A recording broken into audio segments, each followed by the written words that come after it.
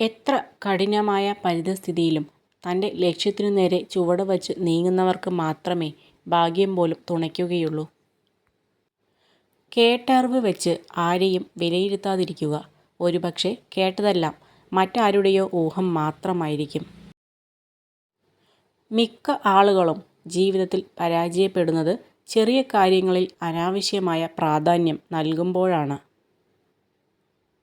അവനവന് ജീവിക്കാനുള്ള സാമ്രാജ്യം സ്വയം നേടാത്ത ആരും സ്വതന്ത്രനല്ല. അതുപോലെ തന്നെ സ്വയം ആജ്ഞാപിക്കാൻ കഴിയാത്ത ഒരു മനുഷ്യനും സ്വതന്ത്രനല്ല.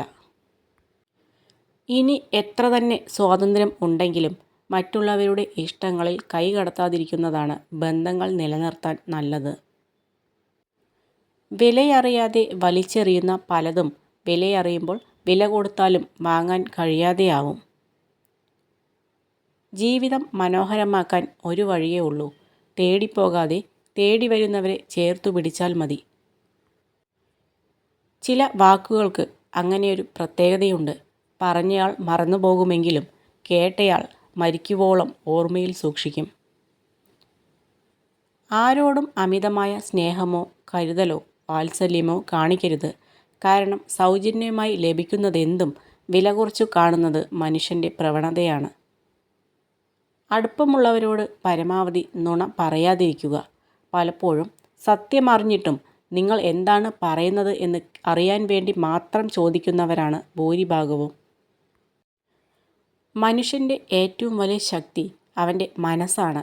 മനസ്സ് തളരുമ്പോഴാണ് ശരീരം തളരുന്നത്. എന്തൊക്കെ സംഭവിച്ചാലും ഉറച്ച മനസ്സോടെ നേരിടാൻ സാധിക്കണം. വിജയവും പരാജയവും ജീവിതത്തിലെ രണ്ട് അവസ്ഥകൾ മാത്രമാണ്. വിജയത്തിൽ അമിതമായി ആഹ്ലാദിക്കുകയോ പരാജയത്തിൽ അമിതമായി നിരാശരാവുകയോ ചെയ്യേണ്ടതില്ല.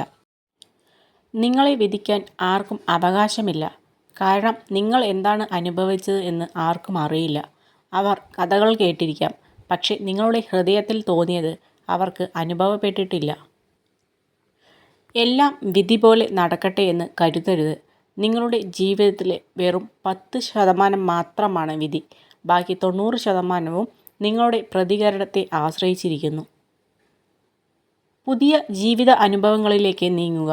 പഴയകാല അനുഭവങ്ങൾ ഓരോന്നും പാഠങ്ങളാണ്. അവയെ മനസ്സിൽ തന്നെ തങ്ങി നിൽക്കാൻ അനുവദിക്കരുത്.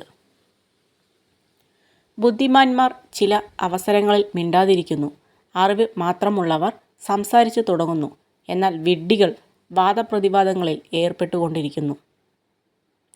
മനുഷ്യർക്ക് മാറ്റമുണ്ടാകുന്നത് 2 കാരണങ്ങൾ കൊണ്ടാണ്. ഒന്നുകിൽ അവരുടെ ഹൃദയം തുറക്കപ്പെട്ടിരിക്കുന്നു, അല്ലെങ്കിൽ അവരുടെ ഹൃദയം തകർക്കപ്പെട്ടിരിക്കുന്നു. ഒരു വ്യക്തിയുടെ സ്വഭാവത്തിൻ്റെ യഥാർത്ഥ അളവുകോൽ അവരുടെ വിജയത്തിൻ്റെയും മഹത്വത്തിൻ്റെയും നിമിഷങ്ങളല്ല, മറിച്ച് അവരുടെ വിനയത്തിലും പ്രതികൂല സമയങ്ങളിൽ മറ്റുള്ളവരോട് കാണിക്കുന്ന അനുകമ്പയിലുമാണ്. നമ്മുടെ മുറിവുകളിൽ കുത്തിനോവിക്കാനായി അവസരം കാത്തിരിക്കുന്നവരുടെ മുന്നിൽ ഒരിക്കലും മനസ്സിൻ്റെ വാതിലുകൾ തുറന്നിടരുത്. ധാരാളം പ്രതികൂല ചിന്തകൾ നമുക്ക് ഉണ്ടായേക്കാം. അവയെ നമ്മുടെ മനസ്സിൽ വേരുപിടിക്കാൻ അനുവദിക്കാതെ മറക്കാൻ ശീലിക്കുക.